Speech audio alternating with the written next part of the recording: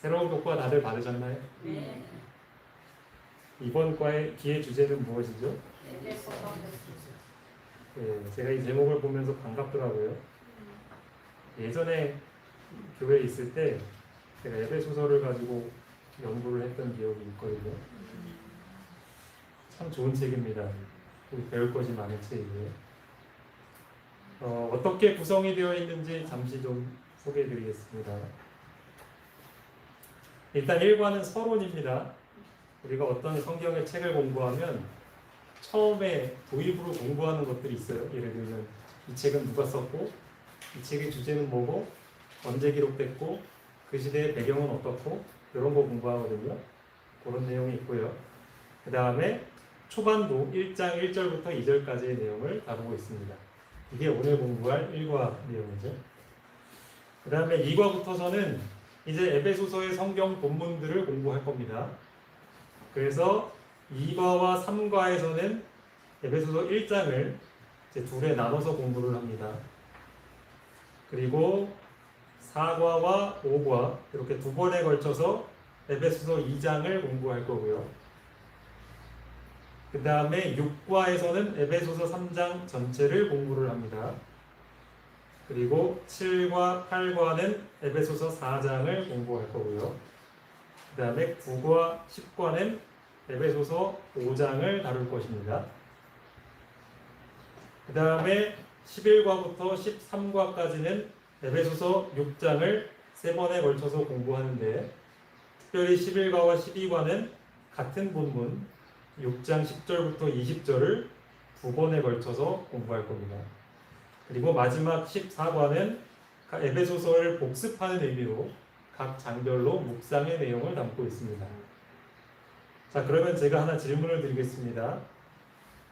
우리가 한 기 동안 에베소서 공부할 거잖아요. 그렇죠? 그러면 우리가 성경 중에 어디를 읽으면 될까요? 에베소서. 그렇죠? 교과만 읽으시면 될까요? 안 될까요? 성경 말씀. 그렇죠? 본문을 먼저 읽으셔야 합니다. 교과 공부하신다고 교과만 공부하시면 안 돼요. 성경을 공부하려고 있는 교재니까 에베소서 1장부터 6장까지를 꼭 읽어보시기 바랍니다. 이제 오늘 1과 내용 보겠습니다. 기억절인데요. 함께 좀 읽어보겠습니다. 그 뜻의 비밀을 시작. 그 뜻의 비밀을 우리에게 알린 것이요 그의 기뻐하심을 따라 그리스도 안에서 때가 찬찬히 경륜하여 예정하신 것이 하늘에 있는 것이나 땅에 있는 것이나 나와 그리스도 안에 우리에게 하여 하십니다. 네. 이 말씀이 1과의 기억절로 꼽힌 이유가 있지요. 이따가도 보겠지만 이 책의 저자는, 그러니까 이 교과를 지으신 분은 지금 이 기억절이 에베소서의 주제라고 생각을 하십니다. 저도 그 부분에 공감합니다. 특별히 이 중에 핵심되는 단어가 무엇일지 한번 맞춰보실까요? 예, 그리스도 안에서 중요한 단어, 중요한 표현이죠. 엄청 많이 반복이 되어 있습니다. 혹시 또 다른 분 계십니까? 통일. 맞습니다. 통일. 그리스도 안에서라는 표현은 반복해서 나오는 중요한 부분이고요. 특별히 기억절에서는 통일입니다. 통일이라는 건 하나가 된다는 거죠. 남한과 북한이 하나가 되면 통일이죠. 그리고 유대인과 이방인이 하나가 되면 통일이죠. 나와 원수진 사람이 교회 안에서 하나가 되면 통일이죠. 여러분, 통일은 쉬울까요? 어려울까요? 어려워요. 그렇죠. 쉽지 않죠. 통일이 쉬웠다면 진작 우리나라 통일됐겠죠. 벌써 됐겠지. 그런데 그 통일을 가능케 하는 게 복음이죠. 그렇기 때문에 복음은 대단한 것이죠. 그래서 우리는 이 에베소서를 연구하면서 특별히 하나가 되게 하는 복음의 능력이 얼마나 귀하고 위대한가, 이거를 좀 실제적으로 느끼었으면 좋겠습니다. 어쨌든 기억절 소개를 좀 드렸습니다. 1과는 이렇게 구성이 되어 있습니다. 일단 일요일 소지에는 일요일 소지와 월요일 소지는 에베소라는 지역에 대해서 기록된 성경의 본문들을 볼 겁니다. 에베소에서 있었던 일. 그래서 사도행전 18장, 19장, 20장에 걸쳐서 그 본문의 내용들을 살펴보고요. 그 다음에 화요일 소재는 이 에베소서라는 책이 어떻게 구성이 되어 있는지 개요가 나와 있습니다. 그리고 이 에베소서라는 책, 특별히 이건 편지죠. 편지는 쓰는 사람이 있고 또 누구가 있어요? 받는 사람이 있죠. 그럼 이 편지 받는 사람은 어떤 사람들인가에 대해서 나온 게 화요일이죠. 그 다음에 수요일, 이 책의 저자가 누구며 이 책이 기록된 배경이 어땠는지를 이제 수요일 소재에서 볼 수 있고요. 목요일 소재에 보면 이 에베소서의 중요한 주제가 무엇인지 다루고 있습니다. 그리고 금요일 소재에 보면 이 에베소서를 저자가 기록한 목적은 무엇일까에 대해서 생각을 하고 있습니다. 여기 이제 일과의 좀 월계입니다. 이제 좀 더 자세히 하나씩 살펴보겠습니다. 에베소에서 있었던 일들이 뭐가 있을까? 첫 번째가 이제 사도행전 18장에 나오는 이야기입니다. 함께 좀 읽어보실까요? 바울은 시작.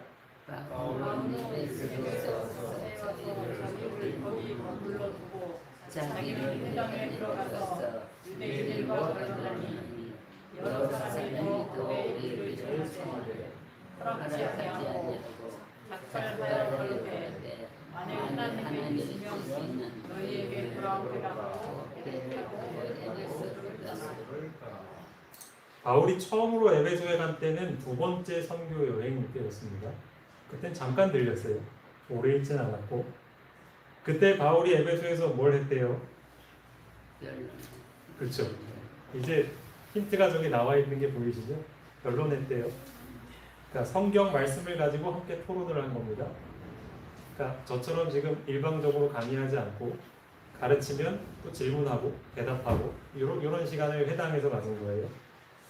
여기서 우리가 좀 유의해야 될 점, 에베소는 사실 선교지였죠.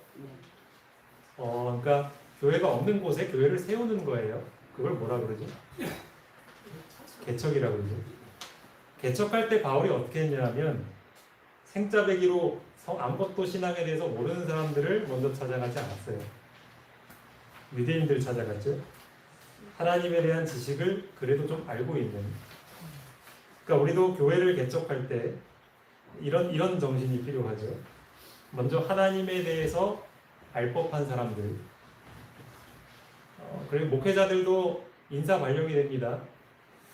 그래서 사실 목회자들도 개척은 아니지만 개척과 좀 비슷합니다. 그래서 처음 와서 어떤 목사님들은 본인이 열심히 지역의 주민들을 다니면서 전도하시는데 뭐 그게 악한 일은 아니죠. 하지만 지혜롭지는 않은 것 같습니다. 바울처럼 먼저 교회의 교우님들에게 성경을 가르치고 이 복음에 불을 붙이는 일이 먼저 필요하죠. 그리고 함께 합심하여 선교를 하는 것이 성경을 말하는 교회 세우는 원칙이죠. 이걸 또 배울 수가 있죠. 이제 그 다음 얘기인데요. 3차 전도 여행 때 일이에요. 이제 바울이 복음을 전했는데 그 복음의 능력이 얼마나 대단한지 사람들이 그 말씀을 듣고 회심하는 숫자가 늘었습니다. 어떤 일도 있었냐면 바울이 지나가다가 손수건을 휙 던지면 그 손수건을 덮인 사람은 어떻게 돼요? 병이나 붙여져요. 우리는 그런 거 못하죠 아직. 근데 그러던 와중에 그 바울의 능력이 너무 신기하고 본인들도 그렇게 따라하고 싶어서 제사장들의 7 아들들, 스게와의 7 아들들 그거 따라했죠. 근데 따라했다 어떻게 됐어요? 웅변당했죠. 오히려 귀신 들린 사람이 내가 바울도 알고 그리스도도 아는데 넌 누구냐 그러면서 덮쳤잖아. 그래가지고 사람들 앞에 온갖 망신을 당했죠. 그런 일이 있었습니다. 그리고 나서 어떤 일이 있었냐면 이따가도 살펴보겠지만 이 에베소는 이방신 섬기는 곳이고 중심지였고 그리고 마술이 성행하던 곳이었어요. 그런데 그 마술사들이 그 복음의 능력에 굴복하여서 아주 놀라운 변화를 보여줍니다. 함께 읽어보시겠습니다. 에베소에 거하는 시작. 에베소에 거하는 유대인과 헬라인들이 다 이를 알고 기도하며 주 예수의 이름을 부르며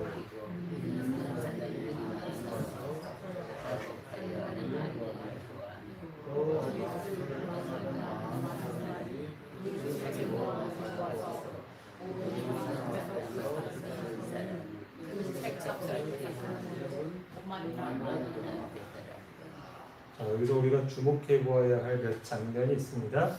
일단 첫 번째 놀라운 것은 마술사들이 책을 다 태워버린 겁니다. 그 책에는 이 마술을 어떻게 활용하는지에 대한 성세한 설명들이 나와 있습니다. 그 아까운 책들을 태웁니다. 그 책값이 얼마나 된대요? 그건 5만이래요. 이따가 제가 금요일 소재에도 말씀드리겠지만 꽤 비싼 돈입니다. 우리가 평생 모아도 모으기 어려울 만큼 큰 돈입니다. 그 비싼 책들을 다 태웁니다. 그리고 또 하나 중요한 지점은 뭐냐 하면 믿은 사람들이 자복을 했습니다. 이건 뭐냐면 기존 교인들 가운데에도 이 마술을 은밀하게 행하고 의지하는 사람들이 있었습니다. 그래서 병을 고치는데 하나님 찾지 않고 마술을 찾고, 그렇죠? 그런 식으로 내가 뭔가 문제가 고민이 있어서 선택해야 되는데 하나님 안 찾고 성경 안 찾고 마술사 찾고 그런 교인들이 있었단 말이에요. 꽤 많이. 그런데 이 사건 때문에 기존 신자들 중에서도 그 일을 사람들 앞에 고백하고 회개한 사람들이 있었다는 거예요. 그렇죠? 진짜 복음의 능력은 이런 거죠. 능력 있죠, 진짜? 누군가가 복음을 전하는데 그 복음의 능력이 굉장히 크다. 뭘로 입증할 수 있는가? 사람들의 변화입니다. 하나님께로 확실히 돌아와요. 주저하지 않고 버립니다. 거짓 것들은. 그렇죠? 그게 비신자든 신자든 마찬가지죠. 이런 복음의 능력이 좀 우리 교회 안에서도 흥왕했으면 좋겠습니다. 이제 교과 책에 있는 글인데요. 제가 설명드린 내용이 다 포함되어 있기 때문에 넘어가겠습니다. 월요일 조지 내용입니다. 또 한 사건이 있었는데 그곳은 아데미라는 신을 섬기는 그 신전이 있었던 곳이에요. 마치 유대인들이 6월절에 엄청 많이 모이듯이 거기도 이제 축일이 있었어요. 그래서 사람들이 엄청 많이 모이고 그래서 그것을 일비로 해서 장사를 하는 장사꾼들이 있었어요.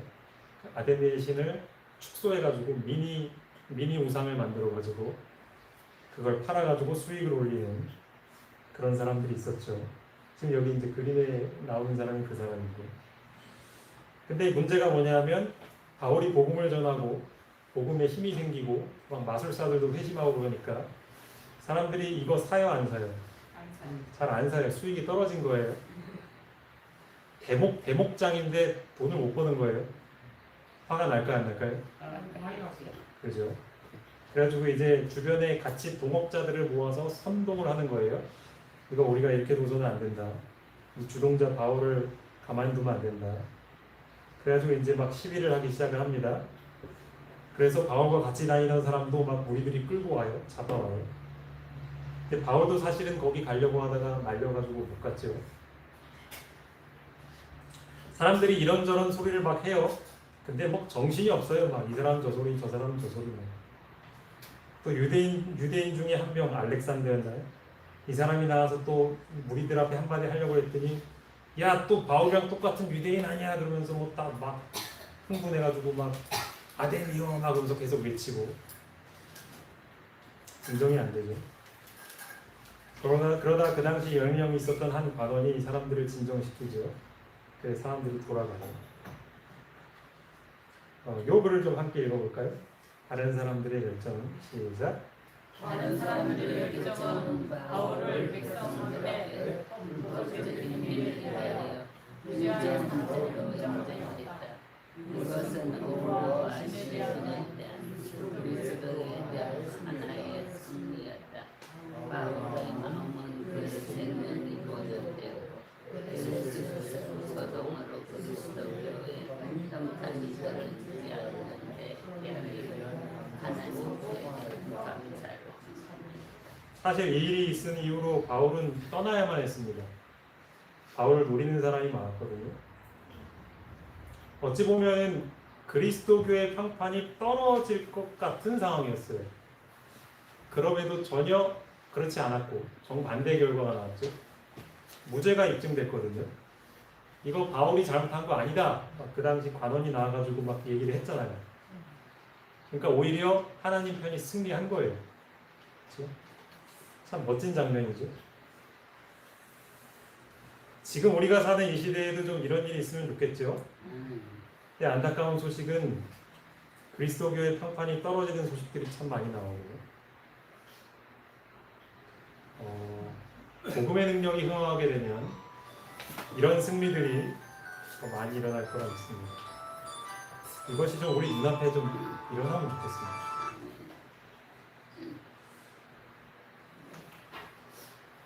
화요일 소리입니다. 에베소 교회가 지금 우리처럼 이렇게 많이 모이는 수도 있었을 것이지만 더 많은 숫자는 가정에서 모였을 겁니다.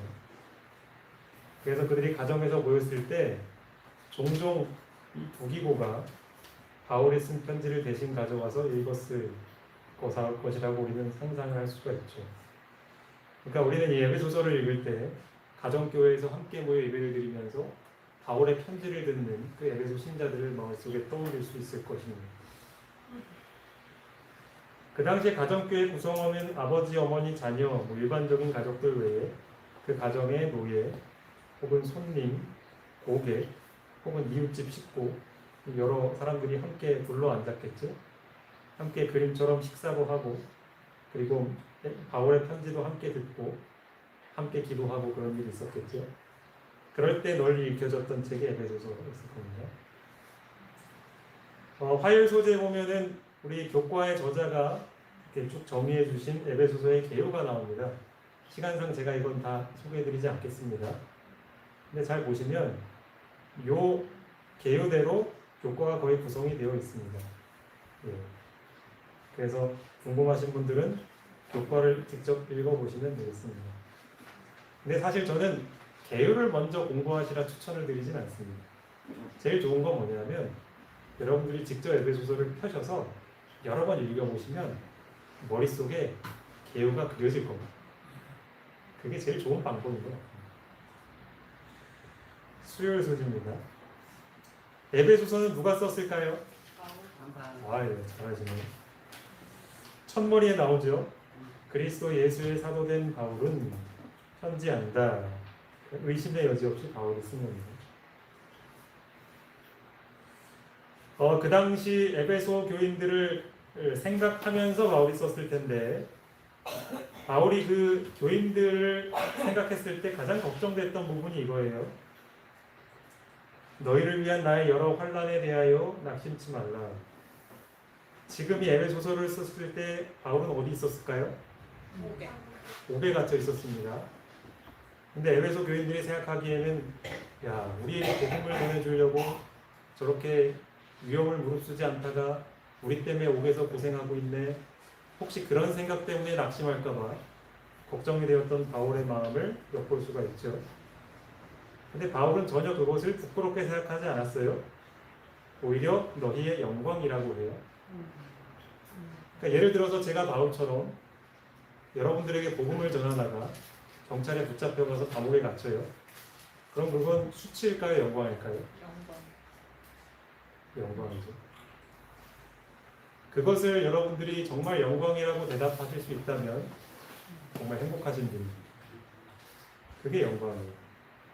그게 진짜 기쁜 일이죠. 오히려 그 반대의 일이 수치인 거죠. 그렇죠? 혹 여러분 중에 내가 누구 때문에 누구를 위해 수고하다가 이런 어려운 일을 겪었다 낙심하지 마시기 바랍니다. 바울이 우리에게 가르쳐주는 건 그게 영광이라고 하십니다. 그러니까 오히려 다른 사람을 돕기 위하여서 위험도 무릅쓰지 않는 그런 우리가 됐으면 합니다. 목요일 소지입니다. 주제. 아까 기억절 말씀드릴 때 설명을 다 드렸네요. 그렇죠? 에베소서의 주제는 뭐 여러 가지로 볼 수 있겠지만 핵심 단어 그리스도 안에서 통일입니다. 통일은 통일인데 어디에 통일이에요?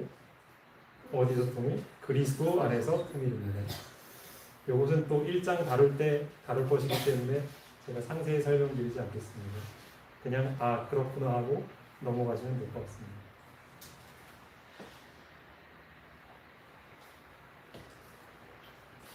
자, 이거는 좀 읽고 넘어가겠습니다. 몸이 하나이요 성령이 하나이요 주도 하나이요 믿음도 하나뿐이다. 모든 신자들은 그리스도의 몸의 지체로서 동일한 정신과 동일한 소망으로 활기를 얻는다. 교회 안에서의 분열은 세상 앞에서 그리스도교 신앙의 욕을 돌리고 진리의 원수들에게 그들의 길을 정당화시킬 기회를 줍니다. 하나님께서는 그 교훈이 우리에게도 전달되도록 계획하셨다. 그래서 당부드리기는 한기 동안 이 에베소서를 연구하실 때 이 교훈, 분열과 하나됨에 대한 이 교훈을 깨닫게 해달라고 기도하시면서 연구하시기 바랍니다. 오늘날 교회가 힘을 얻지 못하는 가장 큰 원인은 사실 분열입니다. 그러니까 원래 교회의 모습은 이래야 돼요. 우리 여기 계신 집사님, 장로님, 어린이 누구를 만나도 누구랑 얘기를 해도 그 머릿속에 같은 소망을 갖고 있다는 게 보여야 돼요. 하늘, 예수님 오시는 것, 영혼을 구원하려는 열망, 이런 것들이 똑같이 나타나야 돼요. 그게 사실은 바울이 얘기하는 하나님이 원하시는 교회 모습이거든요. 근데 지금 우리 교회 그런가요? 만약 외지인들이 딱 찾아와서 우리를 한 명씩 인터뷰한다면, 우리 각자의 소망에 대해서 물어본다면 우리는 다 똑같은 얘기 할까요? 분열이죠. 연합되기 위해서는 동일한 정신과 동일한 소망이 필요한 것이죠. 그렇다고 또 엉뚱한 것을 똑같이 소망하는 것도 문제죠. 그래서 중요한 게 누구 안에서? 그리스도 안에서. 예수님 안에서 똑같은 소망을 갖는다는 거. 그게 사실 우리 교회가 도달해야 될 목표예요. 그게 가능해진다면 우리 교회가 어떤 대단한 행사를 계획하지 않아도 사람들이 오히려 우리에게 와서 진리를 물어볼 겁니다. 가르쳐달라. 그런 일 안 일어날 것 같죠? 우리가 안 해봐서 그래요. 분명히 일어날 겁니다. 하나님께서는 그 교훈이 우리에게도 전달되기를 바라십니다. 이 한 기 동안 그 교훈이 우리에게 잘 전달되길 바랍니다. 마지막 금요일입니다. 아까 봤던 그 불태우는 장면인데요. 복음의 능력이 가장 극명하게 드러났던 장면이죠. 그때 태웠던 책값이 은화 5만 개인데 5만 일의 임금이랍니다. 그러니까 노동자가 하루 일해서 버는 임금이 은화 1개였나 봐요. 그러니까 5만 일. 5만 일이면 몇 년일까요? 그래서 어떤 분이 계산을 했는데 하루 임금을 20만 원으로 치면 100억 원이래요.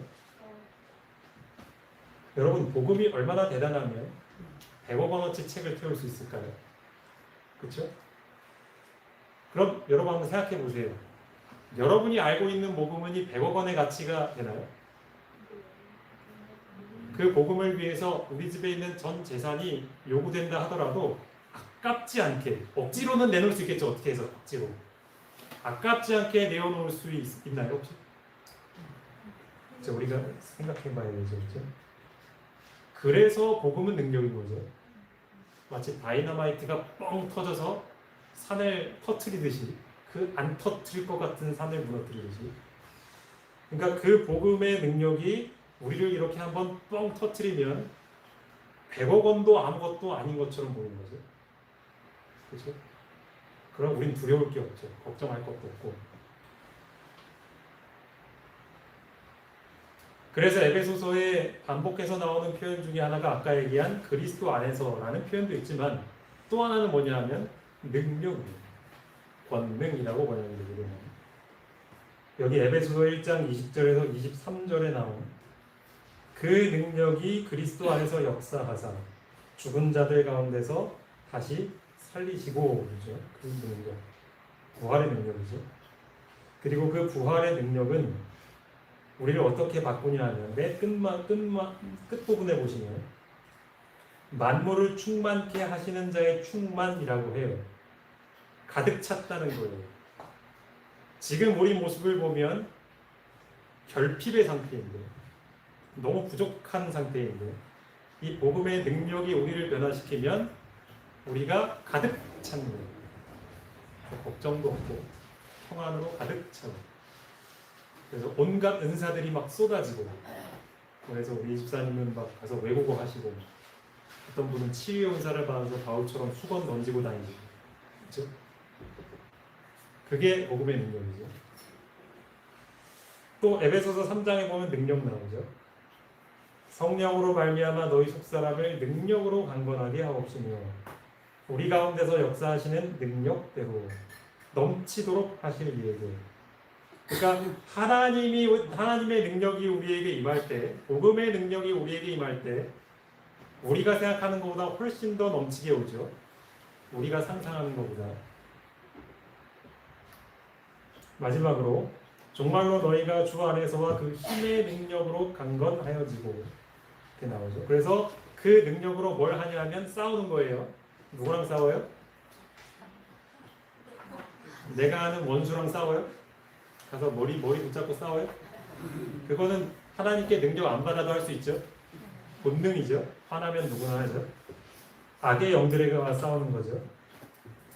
능히 대적할 수 있다 하죠. 그렇기 때문에 이 바울은 특별히 이 에베소서에서 복음의 능력, 하나님이 우리를 변화시키는 그 능력이 얼마나 위대한지를 가르쳐주고 있습니다. 그래서 마지막으로 제가 교과를 마무리하면서 간절히 바라기는 이 에베소서를 공부하시면서 꼭 이거를 깨우치시기를 원합니다. 기도하고 싶습니다. 그게 뭐냐? 바로 하나님의 능력을 경험하는 것이 우리를 강건하게 하는 유일한 비결이라는 사실. 그것을 머리로가 아니라 우리의 삶에서 꼭 체험하시기를 바라면서 말씀 마치겠습니다. 네.